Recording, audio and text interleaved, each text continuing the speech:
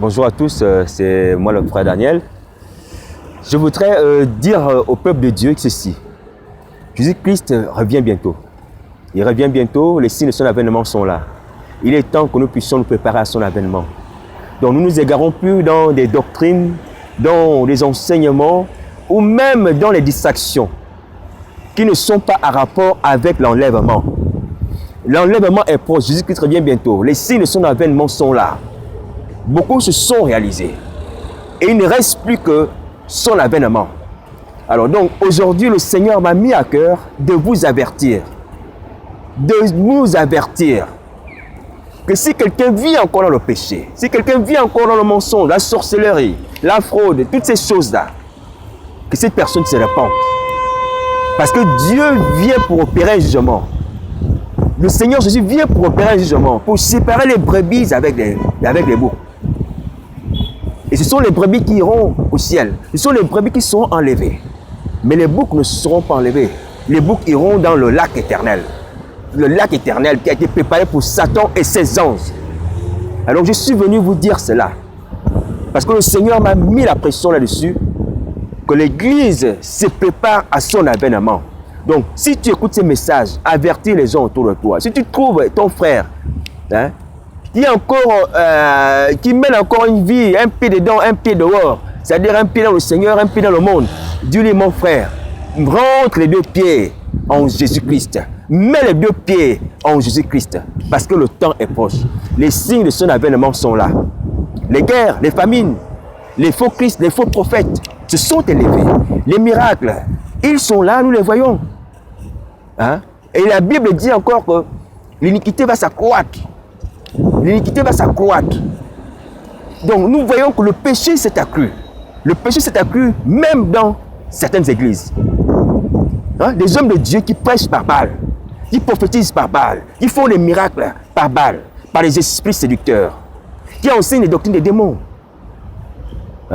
Vous êtes témoins de beaucoup de scandales qui se produisent aujourd'hui dans l'église. Beaucoup de scandales. Ces choses ont été annoncées. L'iniquité s'accroîtra.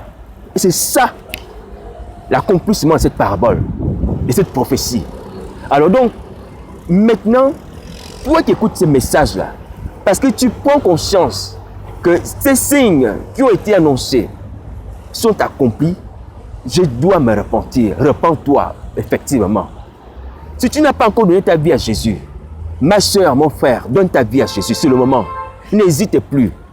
L'enlèvement est proche et c'est une réalité, c'est une vérité, c'est une évidence. Jésus-Christ revient bientôt. Il revient d'un moment à l'autre. Donc, ne soyez pas égarés, ne soyez pas distraits. Et dans les temps présents, le Seigneur a encore disposé des personnes pour pouvoir avertir les gens, des personnes qui seront encore attachées au monde ou qui ne seront pas encore prêts. Parce que sa volonté est que nul ne périsse, mais que tous parviennent à la vie éternelle. Nous sommes une génération méchante et adultère. Nous ne méritons pas que le Seigneur nous avertisse de son avènement. Il devrait normalement nous châtier ou nous prendre à l'improviste tel que nous sommes. Mais non, le Seigneur Jésus nous avertit encore afin de nous sauver. Parce qu'il nous aime.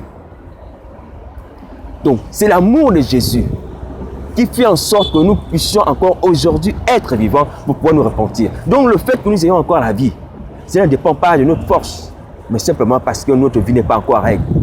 Et que le Seigneur Jésus veut sauver toute l'humanité, si cela est possible.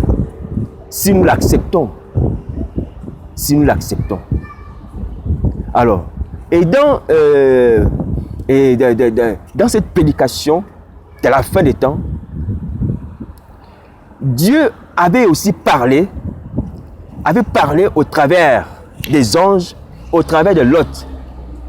Lorsqu'il avait décidé de châtier Sodome et Gomorrhe. Lorsqu'il avait décidé de châtier Sodome et Gomorrhe, il avait parlé au travers des anges. Il avait parlé au travers de Lot aux habitants de Sodome et Gomorrhe. Alors, et lorsque les anges sont arrivés chez Lot, ils ont dit à Lot, écoute, prends tout ce qui est à toi, ta famille. Il faut que vous sortez de cette ville parce que l'Éternel va la détruire. Mais qu'est-ce que Lot a fait? Lot a écouté, Lot n'a pas été désobéissant. Il s'est plié pour sauver sa vie. Maintenant, Lot voulant sauver également les gendres qui avaient épousé ses filles, les gens qui avaient épousé ses filles, d'ailleurs les habitants de Sodome et Gomorrhe, il voulait aussi que ces gens soient sauvés. Il voulait partager le salut.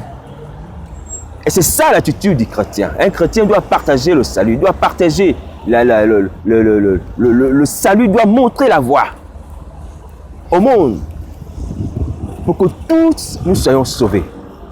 Il ne doit pas garder la bonne nouvelle du salut et l'enlèvement pour lui seul. Et c'est ainsi que Lot a dit, il a dit ceci à peu près. La Bible dit dans Genèse chapitre 19 verset 14, et Lot sortit et parla à ses gendres qui avaient pris ses filles. Levez-vous, dit-il, sortez de ces lieux car l'Éternel va détruire la ville. Mais aux yeux de ses gendres, il parut plaisanter. Aux yeux de ses gendres, il parut plaisanter. Lot était en train d'annoncer une nouvelle capitale qui allait changer le cours de la destinée de ces hommes. Mais aux leurs yeux, Lot parut plaisanter. Bien-aimés, arrêtons de plaisanter avec les messages d'avertissement que Dieu nous envoie. Et je vous assure que ce message est un message de Dieu. Quand toi tu regardes ta vie là, est-ce que tu trouves que ta vie n'est pas... Est-ce que tu ne trouves pas que ta vie est digne d'être... Tu es digne d'être châtié? Tes œuvres, est-ce que tes œuvres ne te condamnent pas? Examine-toi. Tu n'es plus dans la vérité. Tu es homme de Dieu, tu es frère, tu prends des surnoms sur Facebook, mais tu n'es plus enfant de Dieu. Mais compte tenu de ta situation, Dieu aussi a envoyé un message. Et un messager pour te dire de te repentir. Mais ne plaisante pas. Ce n'est pas de la plaisanterie, c'est pour ton salut. Et humblement, je dis toujours que moi je ne cherche pas à prendre quoi que ce soit de vous. Je ne cherche rien. Et je ne demande rien. Ce que Dieu me permet de recevoir, j'essaie de le partager par sa grâce, sans être quelque chose. Pourquoi ne prenez-vous pas en considération ces messages que le Seigneur nous envoie à plusieurs reprises sur Facebook, même sur YouTube? Pourquoi? Jusqu'à quand Dieu va continuer à nous parler? Jusqu'à quand le Seigneur va continuer à nous avertir? Jusqu'à quand le Seigneur va continuer à nous exhorter à la repentance? Qui accusera le Seigneur? Personne. Nous tous avons entendu la voix de la repentance. Nous tous avons entendu le message de la repentance. Et ces hommes de la génération de Lot ont entendu également le message de la repentance. Mais pour eux, Lot était un plaisantin. C'était un étranger qui n'avait rien, qui est venu chez eux à Sodome, qui s'est enrichi, qui est venu, qui dépendait d'eux, ouais, qui n'avait pas certainement de propriété. Mais Lot avait quelque chose au-dessus de la propriété, au-dessus des biens matériels. Il avait la bonne nouvelle qui sauve. La bonne nouvelle qui sauve, celle qui venait de Dieu lui-même. Mais ces gens n'ont pas compris cela. Ils l'ont méprisé. Ils l'ont méprisé. Donc ne méprisons pas les avertissements du Seigneur, mes frères. Ne méprisons pas ce que Dieu nous dit. C'est pour notre salut, c'est pour notre bien. Dieu ne veut pas la mort du pécheur. Loin s'en faut. Il ne veut pas la mort du pécheur. Même si la justice de Dieu nous prédispose au châtiment, parce que le salut du péché, c'est la mort. Mais la volonté de Dieu est supérieure à sa justice. Il dit, je ne veux pas la mort du pécheur, mais qu'il se repente et qu'il vive. Il a dit cela à Ézéchiel. Je ne désire pas la mort de celui qui pêche, mais qu'il se repente et qu'il vive. Donc lorsque tu pêches, lorsque nous pêchons, Dieu ne veut pas ça. Et lorsque nous sommes condamnés, Dieu ne veut pas ça. Ce que Dieu veut, c'est que nous puissions être sanctifiés, que nous puissions nous repentir et que nous puissions être sauvés. Voilà ce qui est agréable à Dieu. Alléluia. Alors, donc, les avertissements que le Seigneur nous envoie aujourd'hui, que nous fait part, nous devons les prendre en considération. Nous ne sommes pas comme la génération de Lot. Cette génération de Lot a péri parce qu'ils ont fermé l'oreille aux avertissements qui pouvaient les sauver. À partir de maintenant, ouvre ton cœur. Ouvre ton cœur à Jésus-Christ. Confesse tes péchés. Repends-toi. Reviens à lui. Tu l'as abandonné, même si c'était pour avoir l'argent. Même si tu l'as abandonné parce qu'à cause d'une femme. Même si tu l'as abandonné, quels que soient les moyens, parce que tu as cherché la guérison, tu n'as pas touché par chez les marabouts. Et tu es converti dans des sectes bizarres. Tu peux revenir à Jésus-Christ. Le sang de Jésus-Christ est capable de te purifier, de te laver, de te libérer. L'esclavage de Satan, des chaînes, des pactes, des alliances, quels que soient les liens que Satan a mis dans ta vie, le sang de Jésus-Christ est capable. Mais il faut que tu le désires. Reviens au Seigneur. Homme de Dieu, femme de Dieu, reviens au Seigneur. Toi qui n'as jamais donné sa vie à Jésus-Christ, aujourd'hui, je t'invite à donner ta vie à Jésus-Christ pour que tu sois sauvé. Parce qu'il y a un jugement qui vient. Le monde que tu vois autour de toi va être jugé. Mais toi, Jésus-Christ veut t'épargner. Et c'est pour ça qu'il te dit, repends-toi, convertis-toi, deviens enfant de Dieu. Tu n'as rien à perdre. Bien au contraire, tu gagnes l'éternité. Et l'éternité peut s'acheter. C'est par la foi qu'on vient en Jésus-Christ. La Bible dit, si tu confesses de ta bouche le Seigneur Jésus, si tu crois dans ton cœur que Dieu l'a ressuscité des morts, tu seras sauvé. Romains 19. Donc, tu crois dans ton cœur que Jésus-Christ est ressuscité, qu'il est mort à la croix, et tu parles par la prière, et tu le lui dis, et tu es sauvé, mon frère. Ce n'est pas difficile, ma soeur. Ne reste pas païen, ne meurs pas dans tes iniquités. Le monde et sa convoitise et ses biens t'entraîneront à la mort. Que certains hommes dégainent le monde s'il perd son âme. Que certains même un cadavre dans un cercueil d'or s'il va être mangé par les fourmis, par les vers de terre. Ce n'est que vanité d'avoir des cercueils en or, des mausolées qui ne servent à rien. À rien du tout. Ou même les honneurs après la mort qui ne servent à rien. Parce qu'après la mort, c'est le jugement. Les honneurs qu'on te rendra, parce que tu étais un grand dignitaire, ne pourront pas te sauver dans l'au-delà. C'est ta vie, ta relation avec Christ. Est-ce que tu l'acceptes comme Seigneur Sauveur qui déterminera si tu vas être sauvé ou pas. Quand ton âme quittera ce corps. Voilà la vérité. Donc ne vous attachez pas des vaines choses et trompez-le de Satan. Mais non, mais si tu meurs comme ça, tu auras les honneurs, tu auras ceci, cela. Ça ne sert à rien du tout. Même les prières aux morts, ça ne sert à rien. Aucune prière d'un vivant ne peut sauver un mort. Vous avez entendu l'histoire du pauvre Lazare et du riche. Même les gens de sa famille, il a dit au pauvre Lazare, il a dit à Abraham, envoie même Lazare pour aller dire aux gens de ma famille de se repartir, ne pas venir ici. C'est là-bas au séjour de mort qu'il a même pris conscience qu'il fallait évangéliser sa famille. Vous voyez? Donc, écoutons ce que Dieu nous dit. Écoutons ce que le Seigneur Jésus nous parle. Et répondons-nous parce que c'est le salut de nos âmes. Alors, Dieu nous aime, il ne veut pas notre mort. Dieu nous aime de la même manière qu'il a aimé la génération d'Ézéchiel. Ézéchiel était un homme de Dieu que j'admire parmi les hommes de Dieu. Un homme de Dieu qui a accepté de porter le fardeau de son peuple.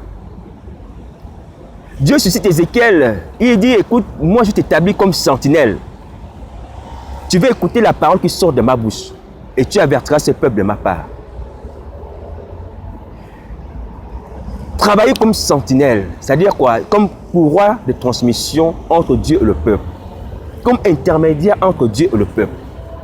Ce n'était pas chose facile. Être la bouche de Dieu, ce n'est pas une chose donnée. Il faut se sanctifier à chaque instant. Parce que Dieu ne collabore pas avec une bouche pleine de péchés. C'est pour ça qu'il a dit à Isaïe, lorsqu'il est monté, Isaïe est monté dans Isaïe chapitre 6, il a vu la gloire, il a dit, Seigneur, je suis un homme aux lèvres impures. Je suis un homme aux lèvres impures. Et mes yeux ont vu le roi. C'est alors que la Bible dit qu'un ange a pris une pierre ardente et a touché sa bouche, il a dit que ton iniquité a été ôtée. Tu ne mourras point. La sentinelle. Une sentinelle, c'est un homme qui a la bouche sanctifiée. Une bouche qui est passée par le feu. Le feu, la sanctification. Alors donc, Ézéchiel avait reçu cette mission d'être la sentinelle. Et Dieu lui dit, tu écouteras ce qui sort de ma bouche et tu les avertiras de ma part. Mais lorsqu'on voit quand même le plan de Dieu pour Israël, on se dit, mais Seigneur, pourquoi susciter encore une sentinelle? Pourquoi susciter une sentinelle pour ce peuple? Pourquoi? Parce que les caractéristiques, le portrait d'Israël faisait en sorte qu'Israël n'avait pas droit à la rédemption, au pardon. C'était un peuple au pourroide. C'était un peuple à la face impudente. Un peuple rebelle. Un peuple qui méritait le châtiment immédiat de Dieu. Mais Dieu suscite une sentinelle, un homme, Ézéchiel, pour pouvoir parler de sa part à ce peuple. Alors, je vais lire comment Dieu décrit Israël. Hein? Comment Dieu décrit Israël. Il dit à Ézéchiel ceci, Ézéchiel chapitre 2, verset 4. Il dit, ce sont les enfants à la face impudente, au cœur endurci, je t'envoie vers eux et tu leur diras, ainsi parle le Seigneur l'Éternel. Qu'ils écoutent ou qu'ils n'écoutent pas, car c'est une famille de rebelles, ils sauront qu'un prophète est au milieu d'eux. Amen. Donc, Dieu envoie vers un peuple rebelle un homme, désigne un homme, Ézéchiel. Donc, une sentinelle, quelqu'un qui va être chargé de leur apporter les messages divins. Donc, malgré l'état spirituel d'Israël, Dieu a quand même suscité un homme du nom d'Ézéchiel pour lui parler de repentance. Donc, toi aussi, malgré la multitude de tes péchés, Jésus-Christ, aujourd'hui, t'exhorte encore la repentance. Il veut ton salut. Tu as vu le descriptif, tu as vu le portrait. Relis bien ta Bible, relis bien ta Bible. Relis bien ta Bible, regarde un peu le portrait de la génération d'Ézéchiel. Mais Dieu envoie encore un homme pour leur parler. Est-ce que ça, ce n'est pas l'amour, ça? Est-ce que ça, ce n'est pas l'amour, ça? Alors, donc, si nous perdons demain, est-ce que ce sera de la faute de Dieu? Non. Dieu fait tout pour nous sauver, malgré tout. Et cet homme Ézéchiel va souffrir parce que Dieu va lui dire, écoute, tu vas prendre le péché de Juda d'un côté et tu vas prendre le péché d'Israël d'un côté. Tu auras un type d'alimentation par rapport à ce ministère. Tu mangeras même des mets impurs. Et jusqu'à un moment, Dieu va dire que je te prends même ta femme. Peut-être parce qu'Ézéchiel se sentait un peu distrait par sa femme. Parce que Dieu voulait qu'Ézéchiel soit concentré à 100% pour la mission. Dieu dit, je prends celle qui fait les yeux tes yeux. Ézéchiel raconte, j'avais parlé au peuple le matin et ma femme mourut le soir. Mais Ézéchiel n'a pas versé une larme. Dieu lui a dit, ne pleure pas. Ça, c'est des hommes de Dieu. Ça, c'est des hommes qui ont reçu la mission. Ça, c'est des hommes qui ont reçu l'appel, qui ont accepté de tout perdre. Comme le Seigneur Jésus a dit, celui qui abandonne sa famille, ses terres, ses privilèges à cause de moi, le retrouvera. Ézéchiel est celui-là qui a perdu sa femme pour l'appel, pour la mission. Ézéchiel n'avait pas péché. Dieu avait besoin qu'Ézéchiel soit davantage consacré. Vous voyez? Quel grand sacrifice que Dieu fait. Il ôte un homme, la femme, celle qui fait délice ses yeux.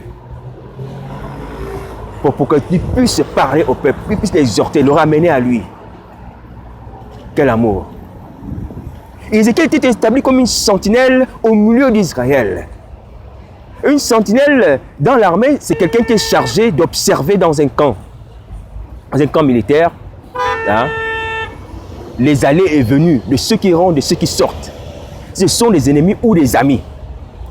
Donc la mission d'Ézéchiel était comme ça, d'observer, mais d'observer vers Dieu, d'avoir les regards vers l'Éternel, de recevoir auprès de Dieu des paroles de vie.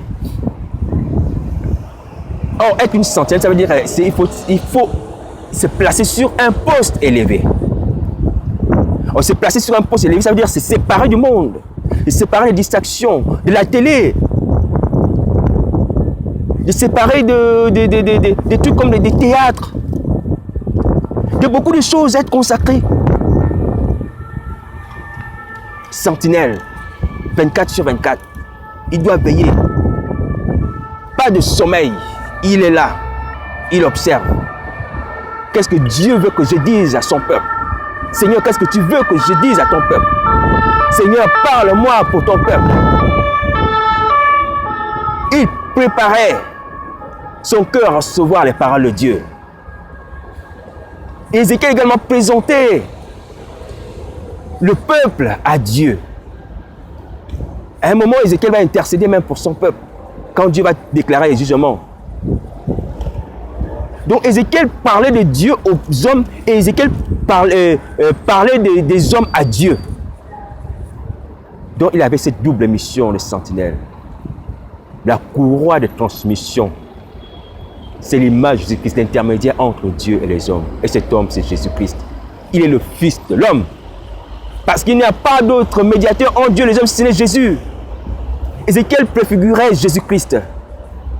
Ézéchiel préfigurait Jésus-Christ du haut de la croix. La sentinelle du haut de la croix, c'est Jésus-Christ. La sentinelle du haut du poste élevé, c'est Jésus-Christ du haut de la croix qui intercède pour nous. C'est cela, Ézéchiel. Oh, mes amis, Jésus-Christ nous aime et veut que nous soyons sauvés. Jésus-Christ veut nous sauver. Ne refusons pas ce message de repentance. Ne refusons pas de nous revenir à lui. N'ayons pas peur de Satan et de sa répression, des démons, la honte des hommes. À partir de maintenant, commence à prier. Dès que tu finis d'écouter ces messages, n'abandonne pas. Parce que Satan aussi, de son côté, va redoubler l'effort pour te garder en captivité. Il faut connaître le temps de la visitation. La visitation, c'est une occasion. Une occasion, c'est 5 minutes, hein? 2 minutes. Paf, si tu la rates, tu l'as raté. Donc maintenant, là, c'est l'occasion de ta visitation. Donc si tu dis, mais je vais faire ça demain ou après-demain, attention. Parce que l'ennemi aussi, dans son côté, va redoubler d'ardeur pour t'empêcher de revenir. Donc maintenant, si tu écoutes ces messages, commence à prier dans ton cœur. Répands-toi, donne ta vie à Jésus. Maintenant, si tu as besoin d'aide, écris-moi, je suis le frère Daniel. J'ai déjà mis mon adresse sur Facebook.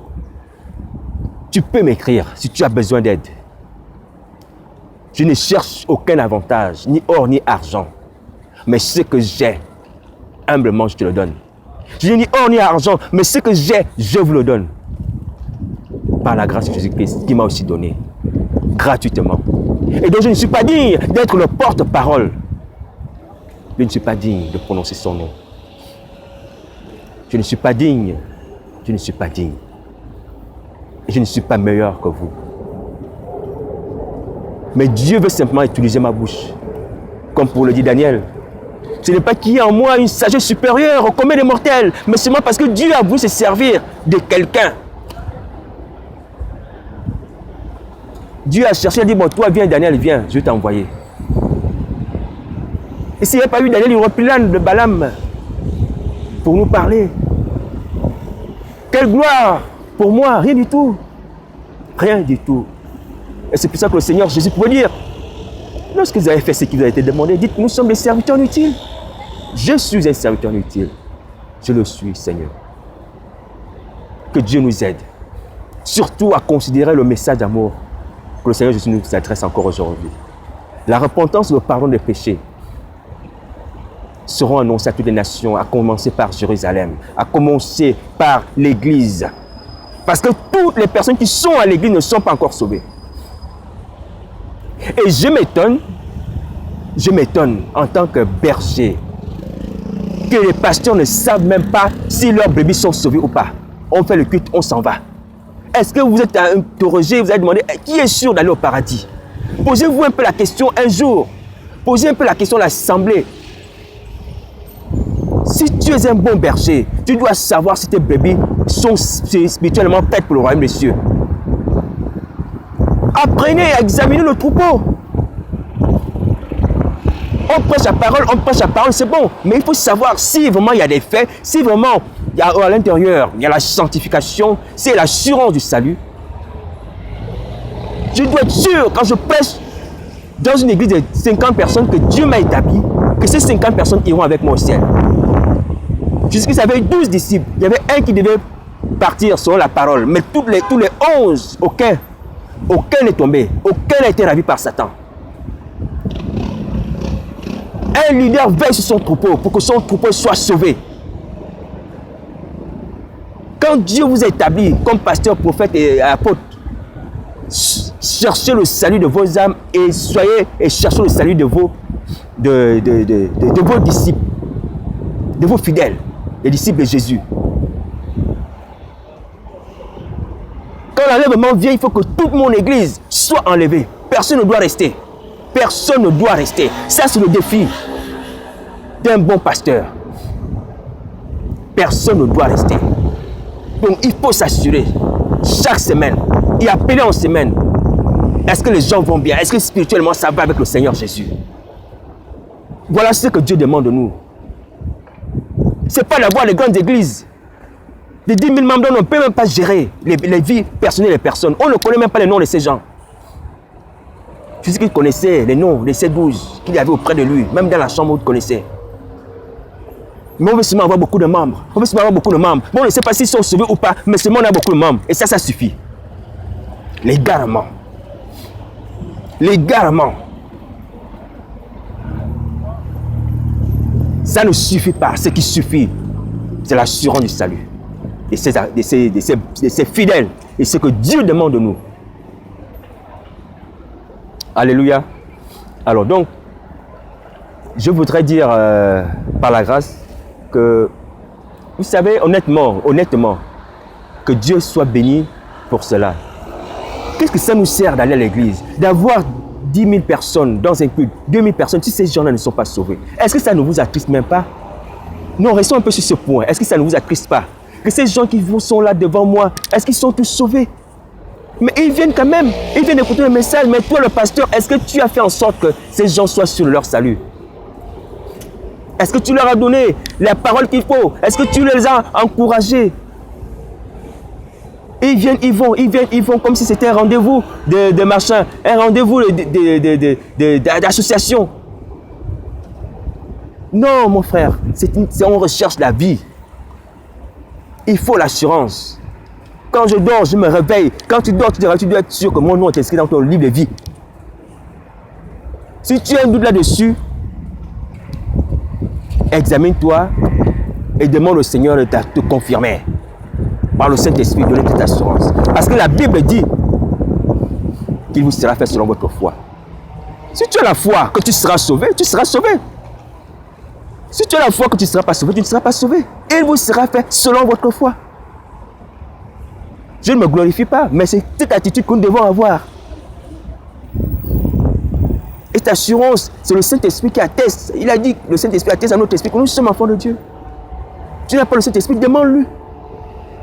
Demande au Seigneur, le Saint-Esprit. Le brigand qui est monté au paradis avec le Seigneur Jésus, il a dit, Seigneur Jésus, souviens-toi de moi quand tu viendras dans ta gloire. Et le Seigneur lui a dit, aujourd'hui tu seras au paradis avec moi. Aujourd'hui même. Ce n'était pas demain après-demain, aujourd'hui. Donc l'assurance d'avoir une place au paradis, tu peux l'avoir À l'instant où tu donnes ta vie à Jésus, à l'instant où tu pries Jésus, tu l'invites dans ton cœur, tu as cette assurance, oh là, par le Saint-Esprit, que tu as une place au paradis. Jésus qui ne te parle plus physiquement, peut-être comme un homme, parce qu'il est maintenant dans le ciel, mais le Saint-Esprit parlera à ton cœur et te dira qu'aujourd'hui tu seras au paradis. Alléluia. Donc ayez l'assurance de votre salut. Je crois que le Seigneur veut que j'insiste là-dessus. Parce que beaucoup de chrétiens, même qui sont enfants de Dieu, n'ont pas l'assurance. Ils vivent comme ça. Non, nous ne faisons pas la religion. Nous sommes les gens qui marchons avec des convictions. Que ça, je fais parce que ça, j'y crois. Et ça, c'est parce que c'est la vérité. Et ça me sauvera. Et j'ai la paix. Donc, j'invite, au travers de cette exhortation, nos frères catholiques, parce que j'en ai discuté avec quelques-uns, il m'est arrivé de discuter avec beaucoup de catholiques et toutes les fois que je discute avec eux, je leur demande, est-ce que vous êtes sûr de votre salut? Parfois, c'est des gens qui sont pieux, qui sont zélés, mais ils disent non, on n'est pas sûr, on ne sait pas. Je dis, comment vous ne savez pas? Ils disent non, on ne sait pas. Je dis, c'est vrai. Que peut-être c'est un manque d'enseignement.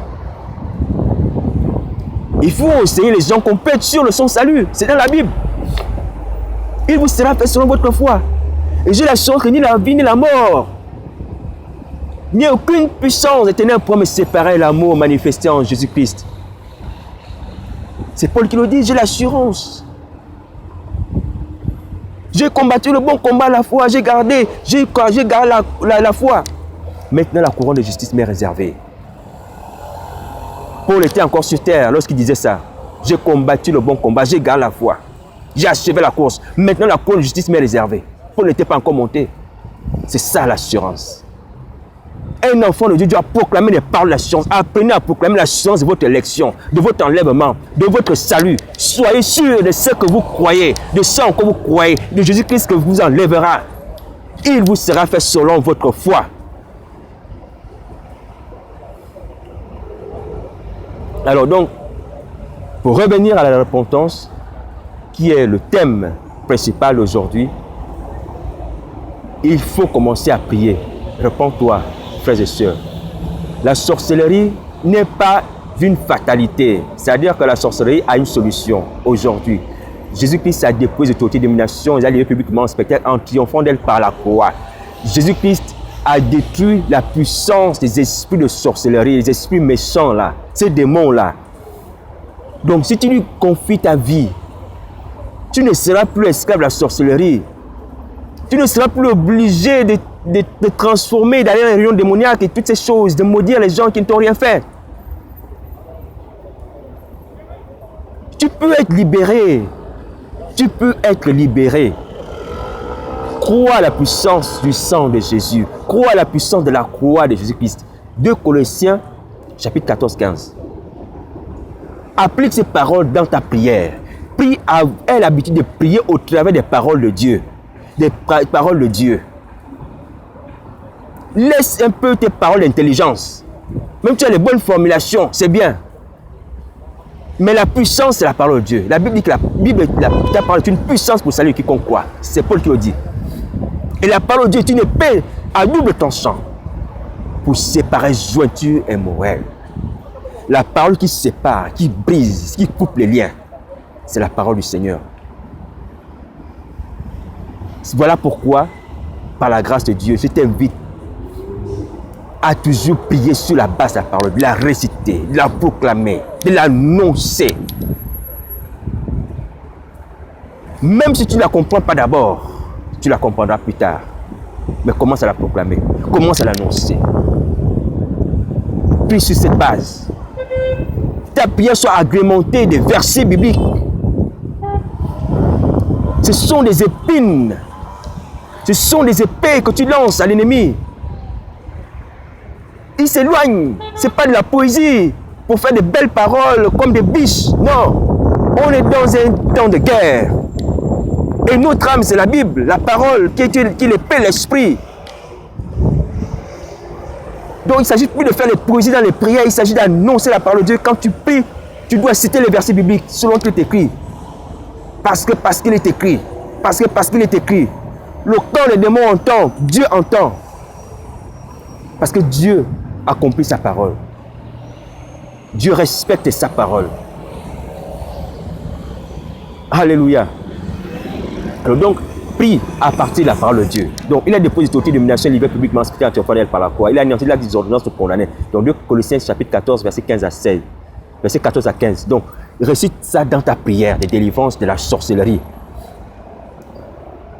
Et invoque le sang de Jésus. La Bible déclare qu'ils ont lavé leur robe, ils ont blanchi dans le sang de l'agneau. Apocalypse. Donc les gens qui sont sortis de la grande tribulation, vainqueurs dans le livre d'Apocalypse, la Bible dit que ces gens-là, ils ont lavé leur robe dans le sang de l'agneau. Dans le sang de l'agneau là, ça veut dire qu'ils avaient tellement ramassé des péchés, ils avaient ramassé des choses, des impuretés. Mais leur force, leur secret, c'est qu'ils avaient simplement leur robe. Donc le secret, mon frère, c'est de laver ta robe, c'est de laver et d'être purifié par le sang de Jésus. Ne te lasse pas. Le diable va te dire, mais combien de fois tu dois toujours invoquer le sang de Jésus? Combien de fois tu dois toujours demander pardon? Ne te lasse pas. La Bible dit que l'Éternel ne se lasse point de pardonner. Vu que Dieu ne se lasse point de pardonner, moi je ne me lasse point, si j'ai péché, de demander pardon à Dieu. Pourquoi moi je vais me limiter alors que Dieu ne se limite pas à me pardonner? Pourquoi? Pourquoi tu veux te limiter à ne demander pardon à Dieu qu'une, deux fois pour lui dire non, il faut que alors que tu n'es pas saint. Alors que tu n'es pas saint. Légalement. L'Éternel ne se lasse point de pardonner. Donc quand je péché, je dis pardon au Seigneur. Si je n'ai pas péché, je dis merci. Mais quand tu as péché, je dis, mais je t'ai demandé pardon pour ce péché. Demande pardon.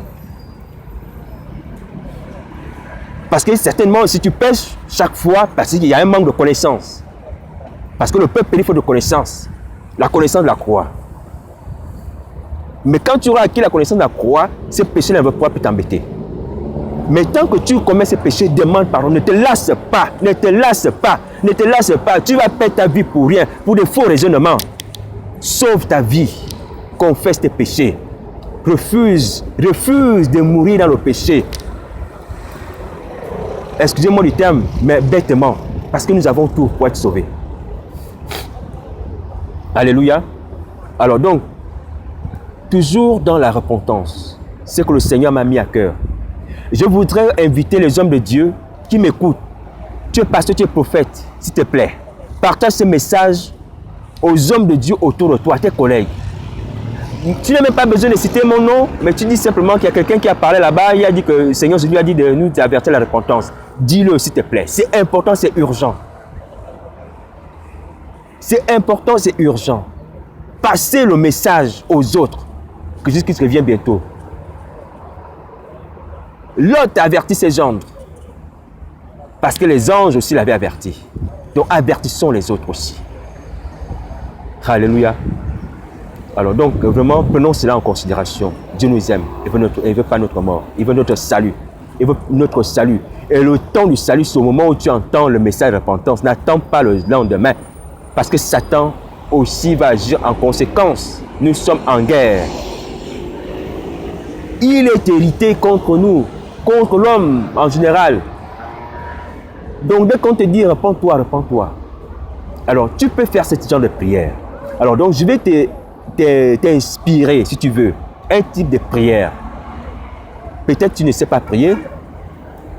Pour t'amener à la repentance. Pour te réconcilier avec Jésus. Mais sache que ce n'est pas un prototype. Il faut que ce soit les sentiments de ton cœur qui parlent. Il faut que les prières que tu fais, ça coïncide avec ce que tu penses. Dieu est le Dieu de vérité. Il faut que la vérité sorte de ton cœur. Alors, donc la prière que tu peux faire à peu près comme ceci. Tu es comme un enfant produit qui a servi le Seigneur, qui est parti à cause de toutes les séductions, à cause des persécutions aussi, à cause de beaucoup de choses. Alors, tu vas prier. Pour revenir au Seigneur, tu vas dire ceci, à peu près comme moi. Tu dis, Seigneur Jésus, toi qui es mort à la croix pour mes péchés, toi qui as fait couler ton sang pour moi, pardonne-moi parce que j'ai péché contre toi. J'ai péché contre toi, j'ai péché contre ton sang. J'ai péché contre le Père. J'ai péché contre ma famille. Parce que le péché que j'ai commis a fait souffrir aussi les miens. Mais je me répands à tes pieds. Purifie-moi de mon péché. Lave-moi de mes iniquités. Délivre-moi les esprits impurs que Satan a placés dans ma vie. Et accorde-moi la grâce d'avoir une vie de paix, selon qu'il est écrit dans ta parole. Que si nous confessons nos péchés, tu es fidèle et juste nous pardonner et nous purifier de toute iniquité. Donne-moi la paix de l'âme, la nuit et le jour, selon ta parole qui dit, venez à moi, vous êtes chargés et vous donnerez du repos. Seigneur, ne m'oublie pas quand tu viendras dans ton royaume. Accorde-moi la grâce d'être enlevé. Selon qu'il est écrit, que tu as dit, je ne mettrai point dehors celui qui vient à moi. Je te remercie pour le salut de ma vie, de ma famille, au nom de Jésus. Amen. Donc, essaye de prier à peu près comme ça. Essaye de prier. Si tu as besoin d'être, contacte-moi sur le frère Daniel, sur Facebook, frère Daniel Obam. Sur Facebook, ou tu fais un commentaire sur la vidéo, je vais te répondre. Donc, que Dieu te bénisse et te fortifie, hein, et que nous soyons tous enlevés. À la prochaine. Merci. Au revoir.